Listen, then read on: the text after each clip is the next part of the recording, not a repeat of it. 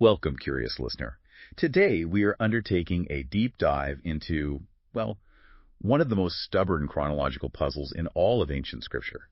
We're talking about the precise timeline of the Passover, the crucifixion, and the resurrection. That's right. And, we're dealing with sources suggesting the traditional timeline, one taught for centuries, is actually, impossible. Mathematically and legally impossible when you hold it up against the law itself. Impossible how? What's the core issue? The issue is it creates these deep internal contradictions. It forces people to choose, really. Either you deny key statements in the Synoptic Gospels, Luke, Mark, Matthew, or you have to disregard the strict requirements of the Mosaic Law. Specifically around things like Sabbath timing, Passover rules. Exactly. So our mission today is to introduce a specific prophetic framework. It's often called the days as years fractal. Okay. And using this, we believe we can reconcile these differences, showing how all four Gospels and the law align perfectly. It reveals a precise 7-day Passover week sequence that culminates in the cross. Okay, let's unpack this then. We've got a blueprint here that claims to solve a centuries-old theological knot. So we're moving past the idea of this, compressed 36-hour window for the crucifixion and resurrection. And instead, we're looking at evidence for a longer, precise fulfillment. And the argument is that these differences in the Gospels aren't mistakes. Not at all. They're calculated prophecy. That's the key. So the first hurdle for a lot of people is this idea that the Gospels could even have intentional variations. Right, because we're usually taught they're in harmony, or the differences are minor perspective things. Exactly. But we start with the principle that the Synoptics, Luke, Mark, Matthew, while telling the same core story, use nuanced differences deliberately. These aren't errors. They're prophetic keys. They actually help reveal the end of days and specifically the different groups of believers involved during the end times tribulation. So it's not just like seeing a car crash from different angles. You're saying it's more like coded language designed to be unlocked later. Precisely. Like a code, yes. Let's use a concrete example, something most people probably just read past. The color of Jesus' robe just before the cross. Okay, I remember they differ. They do. Matthew says it was scarlet. Luke describes it as gorgeous, which the Greek actually implies is like white or radiant. White, okay. And Mark says purple. Now, if these were just human memory slips, why these specific distinct colors? Good question. So what's the prophetic meaning behind scarlet, white, and purple? They represent the three main groups active during the final prophetic years. Luke, with the white or gorgeous robe, speaks to the pre-tribulation bride, those called out before the main judgment. Pre-trib, okay. Mark, with purple, that speaks to the mid-tribulation group. Purple signifies, earthly royalty mixed with suffering, sacrifice. Mid-trib, yeah. And Matthew, which is often seen as the most Jewish-focused and deeply prophetic gospel in this context, uses scarlet. Scarlet is tied to judgment, the woman in scarlet in Revelation, the final bloodshed on earth. That points to the post-tribulation group. Wow. Okay, so even a detail like the robe's color becomes a signpost for who the message is targeting on the prophetic timeline. Exactly. The differences aren't mistakes, they're markers. That really changes how you have to read everything. Right. If the colors are that specific, then differences in timing in the calendar must be just as intentional. Now, you mentioned a big part of the confusion comes from relying too heavily on Matthew. Explain this Matthean lens. Yeah, the Matthean lens. For, centuries, really, prophecy has been filtered heavily through the Gospel of Matthew, mostly because it contains the Olivet Discourse, Matthew 24. Which is a cornerstone for end times teaching. It is. But that intense focus tends to lead people to interpret the whole end times period as just one 7-year tribulation. And you're saying that's incomplete? It's incomplete according to this prophetic model, yes. Because when you combine the Synoptics with Revelation, the full picture suggests a total period of 14 years. 14. How's that broken down? 7 years of seals, followed by 7 years of trumpets. If you're only looking through Matthew, you kind of compress everything. You miss the full 14 years, and you also miss a brief pre-tribulation period, sometimes called the above, which is usually about 50 days before the seals even start. So focusing only on Matthew forces that pre, mid, post-tribulation debate. People argue which one is right. Exactly. But what if the sources, the combined scriptures, are suggesting that all three are true? that they just apply to different groups across that longer 14-year timeline. Okay, so dismissing the differences as mistakes actually hides the prophetic clarity. Fundamentally. And that brings us right back to the core contradiction we need to solve today, the timing of the Passover meal itself. Okay, lay it out for us. What's the absolute heart of the conflict? The conflict is this. Luke, Mark, and Matthew are explicit. They say Jesus prepared and ate the Passover meal, the actual sacrificed lamb, with his disciples. When? On the evening of the 14th of Nisan. Evening of the 14th. Okay. But the traditional timeline demands that Jesus be the Passover sacrifice at that exact same time. He has to be going through trials, being crucified, dying, right then on the 14th, culminating in the evening. You can't eat the meal and be the meal simultaneously.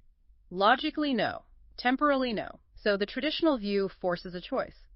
Either the Synoptic Gospels are wrong, fallible, maybe even corrupted on this crucial point. Which undermines the idea that Scripture is inspired. Correct. Or the traditional timeline itself is wrong. We have to show how he could both eat the meal and be the sacrifice, but without contradiction. And that means the crucifixion simply cannot have happened on the traditional date of Nisan 14. Okay, so where do we start to fix this? We have to start by correcting the calendar itself. We need to establish the true timing mechanics. How did the law in Exodus and Leviticus define days, Sabbaths, and feasts? Right. Before we fix the timeline, we need the original clock, the ancient Jewish way of counting time. And there are two distinct counts we absolutely have to recognize. First, the standard working day. That runs from sunrise to sunrise. Sunrise to sunrise. Okay. The Lord's feasts and the Sabbath, all the holy convocations, they run differently. They go from evening to evening, sunset to sunset. So the holy days operate on a sunset clock. Yes. The Jews were commanded to count the Lord's feasts using that evening-to-evening cycle. That's crucial. And since the Sabbath is a holy convocation, its timing always shifts at sunset, too. Absolutely vital. And this connects to fixing the Sabbath count. The law specifies 6 days of work, then the seventh day is rest. 6 plus 1. 6 plus 1, standard week. Yes, but here's the key. This count resets every month at the new moon. The new moon defines Nisan 1, the start of the first month. Wait, resets. So, hold on. If the count resets on Nisan 1 every month, then our common idea of Sabbath just being every Friday sunset to Saturday sunset, that's not strictly accurate when tracking these feasts. It's only accurate coincidentally. It's not legally mandated by the lunar count described in the law for the feasts. So how do we find the true Sabbaths for Passover week? You use the true 6 plus 1 count starting from Nisan 1. When you do that, the Wintley Sabbaths must fall on the 7th, the 14th, the 21st, and the 28th days of the month. Always counted evening to evening. 7th, 14th, 21st, 28th. Okay. That's non-negotiable then for understanding Passover week, which spans the 14th through the 21st. Absolutely non-negotiable. Now, let's nail down Passover itself, according to the law. Where do we look? Exodus. Exodus 12, Leviticus 23, they are very explicit. The Lord's Passover, that's the sacrifice, and the eating of the lamb occurs in the 14th day of the first month at evening. In the 14th day. Yes, and that word in Hebrew, it's B is critical. It doesn't mean starting the process sometime on the 14th day. It means the event, the sacrifice and meal happens within the time frame of the 24-hour sunrise to sunrise 14th day, but specifically at the transition point, sunset. At evening. Wow, okay. That tiny word in is a huge clarification. It means the event starts after sunset on the day we call the 14th, which is precisely when the Holy Convocation begins. Correct. And the law is incredibly strict about the meal itself. It must be eaten that night, the night belonging to the 14th day starting at sunset. And the leftovers rule? Crucial.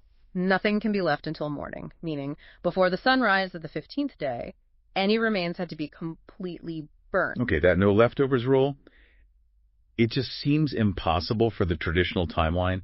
If they ate the meal on the 14th evening and Jesus was arrested right after, how on earth would the disciples, fleeing or hiding, have properly disposed of the remains before the sunrise of the 15th? It seems logistically impossible. It's a massive logistical problem for the traditional view, yes. And another point of clarity we need, the terminology for the whole week. Right, because sometimes Passover seems to mean just the meal, other times the whole festival. Exactly. The entire 7-day period of unleavened bread, which runs from Nisan 14 evening all the way to Nisan 21 evening, is collectively called the Passover. Luke 22.1 confirms this. So Passover can mean the single meal or the whole 7 days. Correct. And one more legal point. The law actually required 2 specific mandatory meals during this Passover week. 2 mandatory meals? Yes. One on the first day, that's the main Seder, on the evening of the 14th. and another one on the 7th day, the evening of the 20th.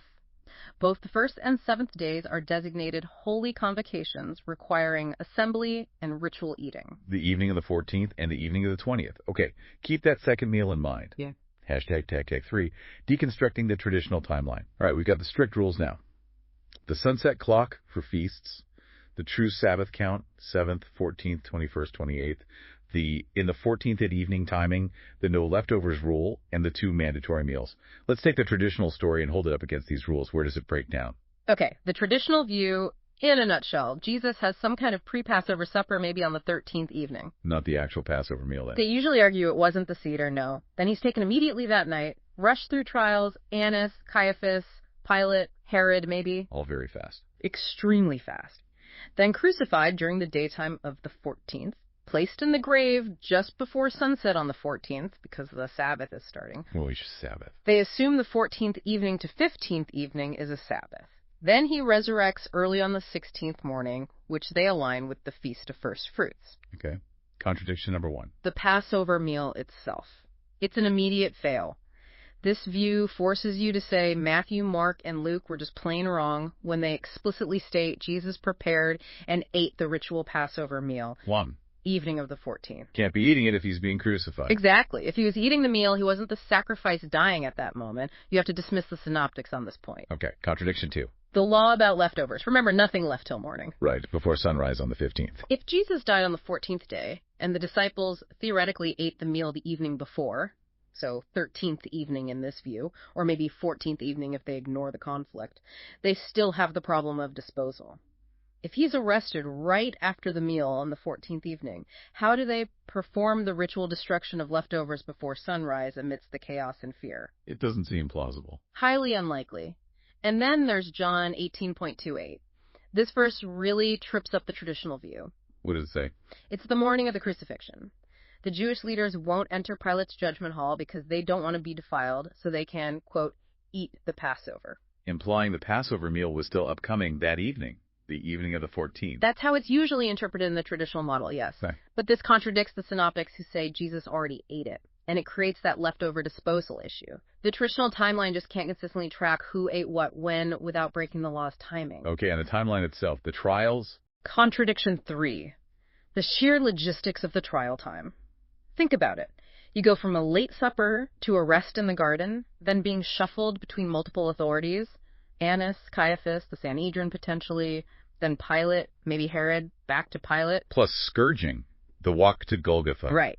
The scourging, the carrying of the cross, the crucifixion itself, trying to cram all of that complex legal and physical process into the few hours between, say, midnight on the 14th and maybe noon on the 15th day. It's just logistically strained, to say the least. The biblical descriptions imply a sequence that takes more time. It feels rushed reading it that way. It does. Finally, contradiction 4, identifying the Sabbath. The Sabbath after the crucifixion. The traditional timeline needs the day after the 14th, the 15th of Nisan, to be a regular weekly Sabbath, a Saturday. Why? To make the resurrection land neatly on Sunday morning, the first day of the week. Okay. Based on the true Sabbath count, we established 6 + 1 resetting on Nisan 1. Placing Sabbaths on the 7th, 14th, 21st, 20th, the 15th of Nisan is not necessarily a weekly Sabbath. What is it then? It's the first day of unleavened bread, which is a holy convocation, a feast day, yes. But it's not automatically the 7th-day Sabbath, unless Nisan 1 happened to fall on a specific day of the week to make it line up, which isn't guaranteed. So by assuming a Friday crucifixion and meeting a Saturday Sabbath, the traditional view ignores the actual lunar-based Sabbath count required by the law. Exactly. It imposes our modern weekly cycle onto the ancient lunar calendar without verifying the mandated count. So putting it all together, the traditional timeline really only works if you pick and choose details, ignore the synoptics on the meal, disregard the practical logistics, and misidentify the Sabbath according to the law's own rules. That's a fair summary, yes. It requires overlooking significant textual and legal details. Okay, so the traditional view seems riddled with problems. Yeah. How do we resolve this? You mentioned a prophetic key. We do. The key that unlocks the whole thing is the correct identification of the high Sabbath. This gives us the true anchor point for the crucifixion date. High Sabbath, okay. But first, we have to tackle that confusing verse, John 18.28, where the Jews hadn't eaten the Passover yet on the morning of the crucifixion. How does the new model explain that without contradicting the synoptics? Right. So pastors often use that verse to say, see, the synoptics must be wrong about Jesus eating the meal on the 14th. Mm-hmm. But the resolution is simple once you remember that Passover refers to the entire 7-day Feast of Unleavened Bread. Ah, okay. The whole week is called Passover. Yes. And remember those two mandatory meals. The first on the evening of the 14th and the second on the evening of the 20th. Exactly. The meal John 18 refers to is not the first Seder meal on the 14th. It's the second mandatory meal, the one required by the law on the 7th day of unleavened bread, which occurs on the evening of Nisan 20. So that meal is also called a Passover meal because it falls within the Passover week. Precisely. The whole week carries the name. So the Jews, waiting outside Pilate's hall on the morning of the crucifixion, weren't worried about the Seder they'd already had days ago. They were keeping ritually pure so they could participate in the final mandatory feast meal of the week, still several days away. Wow, okay, that completely resolves the conflict between John and the synoptics. Jesus ate the first meal on the 14th. The leaders were worried about the second meal on the 20th. Instantly resolved.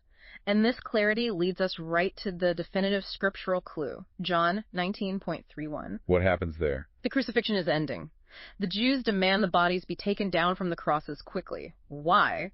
Because the upcoming Sabbath was a high day. A high day. What makes a Sabbath high? Is it just more important? It's a specific technical term. A high Sabbath is a rare and powerful calendar alignment. It occurs when a regular weekly Sabbath, the mandatory seventh day of rest, happens to fall on the exact same day as a major annual feast day, a holy convocation. A weekly Sabbath plus a major feast day combined. Yes. Now, let's apply the true Sabbath count we established. 7th, 14th, 21st. The 21st of Nisan. Okay. Now look at the feast days during Passover week. The first day, Nisan 15, is a holy convocation. And the seventh day, Nisan 21, is also a holy convocation. So the 21st of Nisan is both a weekly Sabbath from our 7-14-21 count, and the seventh day of unleavened bread, which is a holy convocation feast day. Exactly. The period from the evening of the 20th to the evening of the 21st of Nisan is the only day during the entire week of unleavened bread that fulfills both criteria. It's the only day that legally qualifies as the high Sabbath mentioned in John 19.31. Okay, this is huge.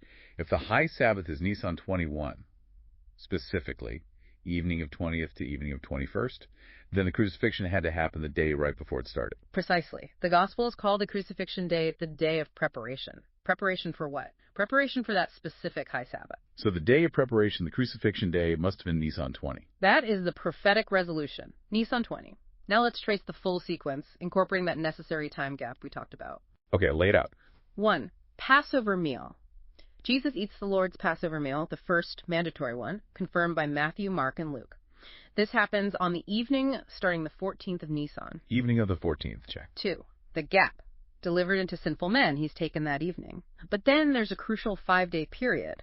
This isn't just empty time. It's the period of being delivered, as Luke 24.7 puts it. Luke 24.7. Yes, the resurrected Jesus reminds them, the Son of Man must be delivered into the hands of sinful men and be crucified, and the third day rise again. The sources argue the Greek structure, the comma and, shows 3 distinct sequential phases. Nice. Delivered rise again. That delivered phase involving the trials before Annas, Caiaphas, Pilate, Herod, back and forth, that takes time. 5 days. 5 days from the arrest on the 14th evening brings us to the 20th. Exactly. Which leads to step 3, crucifixion. Jesus is crucified on the daytime portion of Nisan 20. This day is correctly identified as the day of preparation because it immediately precedes the high Sabbath. 4. High Sabbath. Jesus is taken down from the cross and placed in the grave before sunset on Nisan 20, just as the high Sabbath is beginning, Nisan 20 evening to Nisan 21 evening. This high Sabbath is a day of mandatory rest, no work. And the resurrection. Resurrection. He resurrects early in the morning on Nisan 22. This is the first day of the week following the high Sabbath. It aligns perfectly with the timing for the Feast of First Fruits, which occurs the day after the Sabbath that falls during the feast week. Nisan 22. Mm-hmm. Okay, that timeline holds together. It validates the synoptics on the meal. It explains John 18 and 19. It fits the high Sabbath requirement, and it allows realistic time for the trials. But that 5-day gap, how do we prove it wasn't compressed? Is there evidence beyond the Luke verse suggesting Jesus was held for 5 days? Well, the strongest evidence comes from the prophetic symmetry, the fractal pattern we'll discuss next. But think about the law itself. The Passover lambs, weren't they selected and then held for a period before sacrifice? Yes, I think they were held for inspection. Exactly. Often for about 4 or 5 days. If Jesus is the ultimate Passover lamb, being arrested on the evening of the 14th and then held, delivered into the hands of sinful men, inspected by religious and Roman authorities until his sacrifice on the 20th, that 5-day period perfectly mirrors the law's requirement for the lamb. He fulfilled the type. The narrative needs that time gap to fulfill the shadow picture. The lamb held captive before the slaughter. Okay, that adds another layer. Now for the confirmation. The real proof for this historical timeline, the Redius coup, comes when we see how it perfectly mirrors the prophetic future timeline that is to come. We use the fractal principle. Define fractal again in this context. It's the idea that patterns repeat at different scales. So what happened during those 7 days of unleavened bread, Passover week, is a miniature blueprint, a perfect mirror image for the 7 years of seals, which is the first half of the full 14-year tribulation period. Okay, so the assumption here is the full prophetic period is 14 years, not just 7. 7 years of seals, then 7 years of trumpets. Correct. That's the framework this model uses, derived from combining the Gospels and Revelation. So the 7 days of unleavened bread map directly onto the 7 years of seals. Let's walk through it day by day, year by year. Okay, start with day 1 in the feast week, which is Nisan 15. Right, day 1 maps to year 1. Nisan 15, the first day of unleavened bread. The law mandates this day is a holy convocation. Now, the Hebrew word used for convocation there, mikra, Strong's 7121, literally means a calling out or bidden guests. Called out guests. Yes. Now, think about the prophetic year 1. This day 1, starting the 7-day, 7-year count, aligns perfectly with parables like Luke 14, the wedding feast, where guests are bidden or called out beforehand. This confirms that the pre-tribulation escape, the calling out of the bride, happens early, sometime within year 1 of the seals. So the first day of the feast itself provides the timing mechanism for the pre-trib event in the first prophetic year. That's amazing. It is. Then you have days 1 through 6. Mapping to years 1 through 6. These represent 6 days of eating unleavened bread, mirroring 6 years of, let's say, spiritual work, purification, and enduring the judgments under the seals. 6 years of seals. Okay. Then the 7th day. Then we reach the climax of the first half. Day 7 maps to year 7. What was day 7 of the feast? It was Nisan 21. The law says this 7th day is a solemn assembly, and critically, it was the high Sabbath. The high Sabbath, Nisan 21. And what does Sabbath mean? Rest, cessation from servile work. This perfectly mirrors the 7th year of seals, which prophetically functions as a Sabbath year, a year of rest or cessation before the next phase, and it contains the major mid-tribulation event. The mid-tribulation rapture, the great multitude in Revelation 7, that happens during the 7th year. How does the fractal map that specifically? Remember the second mandatory meal, the Holy Convocation meal on the evening of Nisan 20? Yes, right before the high Sabbath began. That feast occurred in the midst of the transition into the final Sabbath day. That holy convocation, that calling out in the middle of the 7th day fractal, aligns perfectly with the mid-tribulation escape occurring in the midst of the 7th year of seals. Wow. So the 7-day historical pattern precisely confirms the timing for both the pre-trib escape, year 1, and the mid-trib escape, year 7, within the first 7 prophetic years. The structural unity is undeniable once you see the pattern. It argues strongly that these calendar details are intentional prophecy. Okay, now the resurrection date. We landed on Nisan 22. Where does that fit on the fractal map? The resurrection happened on Nisan 22. That's the day after the high Sabbath, Nisan 21. Right, the first day of the new week. In the prophetic fractal, Nisan 22 aligns perfectly with the start of the 8th year. What does the number 8 signify in Scripture? New beginnings. 8 people on the ark, circumcision on the 8th day. Exactly. A new beginning. The 8th year prophetically marks the start of the second 7-year period, the trumpets judgments. It's a new intensified phase, a new beginning for judgment on those remaining. And the number 22 itself is fascinating. It corresponds to the Hebrew letter Tav, the last letter of the Hebrew alphabet. It signifies the mark, the sign, often depicted as a cross. It represents the end or completion of the previous cycle, the 7 years of seals ending on the 21st Sabbath, and the immediate start of the new beginning, the new cycle, potentially linked to Jubilee concepts. And it's a complete roadmap then. The historical high Sabbath on Nisan 21 is the anchor. It confirms the crucifixion on Nisan 20, the resurrection on Nisan 22, and this structure then validates the prophetic 7 plus 7 year timeline, mapping the escapes and the transitions between the seals and the trumpets. And there's one more piece of calendar confirmation that locks down the necessity of that Nisan 22 start date. It comes from analyzing the Feast of Weeks, or Pentecost. Pentecost, that's the one with the 50-day count, right? Exactly. Leviticus 23 gives precise instructions for counting to Pentecost. It requires counting 7 Sabbaths complete, starting from the day after the Sabbath that occurs during the Feast of Unleavened Bread. Okay, 7 Sabbaths. Now, traditional Jewish practice, the counting of the Omer, usually starts the count on Nisan 16. They assume the 15th was the Sabbath referred to. Why does this model say Nisan 16 is the wrong starting point? It's wrong for 2 key reasons. First, the Sabbath count. As we established, Nisan 15 isn't automatically the weekly Sabbath. The law says count from the day after the weekly Sabbath that falls within the feast week. That was the high Sabbath, Nisan 21, so the count should start the next day. Which is Nisan 22. Exactly. The second reason is agricultural. This is vital. The Feast of Weeks, Pentecost, is specifically the celebration of the first fruits of the wheat harvest, not the barley harvest, which happens earlier, around the time of Passover. Wheat, not barley. Oh. The commandment is to start counting from such time as you begin to put the sickle to the corn wheat. The wheat harvest in that region would not typically be ready as early as Nisan 16. It aligns much better with a start date later in the spring, like Nisan 22.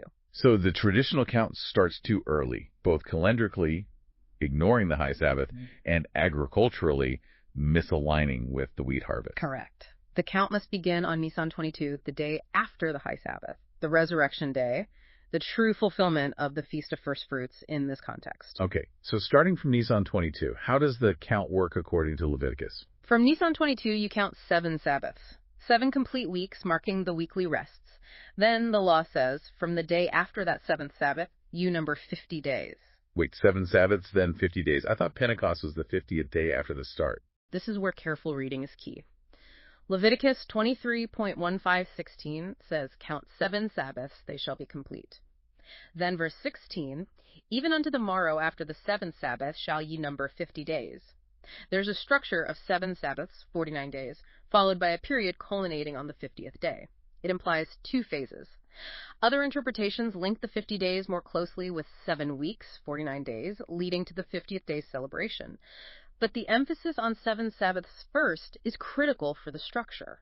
So the confusion often comes from mixing up counting 7 Sabbath versus just counting 7 weeks or 50 days straight. Yes, and using the wrong start date, Nisan 16, based on the wrong Sabbath and wrong harvest timing.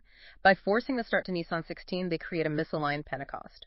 The correct count, starting Nisan 22 and respecting the 7 Sabbaths instruction, confirms the necessity of the Nisan 22 resurrection. Okay, this counting is complex. How does this intricate Pentecost count connect back to the bigger prophetic fractal, the 14-year timeline? It provides a fascinating structural confirmation. Think about the sequence. 7 Sabbaths counted first, then a period culminating in the 50th day, often seen as 7 weeks leading to day 50. And 7 Sabbaths, then 7 weeks, 50 days. Doesn't that sound familiar? 7 Sabbaths mirroring the 7 years of seals, followed by 7 weeks, 50 days mirroring the 7 years of trumpets. The Pentecost count itself contains the 7 plus 7 structure. Wow. Okay. But Pentecost is typically seen as the middle feast of the main 3, Passover, Pentecost, Tabernacles. How does it mark the start of the second 7-year period in this fractal? That's the revelation. The overall prophetic structure of the main feast is often visualized as 717, representing the durations or themes.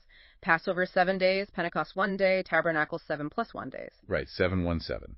But the Pentecost count, revealing this 7 Sabbaths plus 7 week structure, shows that prophetically the significance of Pentecost at the Owanlefi gets shifted. It moves from the middle to mark the beginning of the second 7 period, the trumpets. This effectively turns the prophetic 717 structure into a 177 structure in terms of event timing. A 177 structure, where the 1 is that pre-tribulation call-out event we discussed earlier, happening before the first 7 seals. Exactly. The 1 shifts to the front.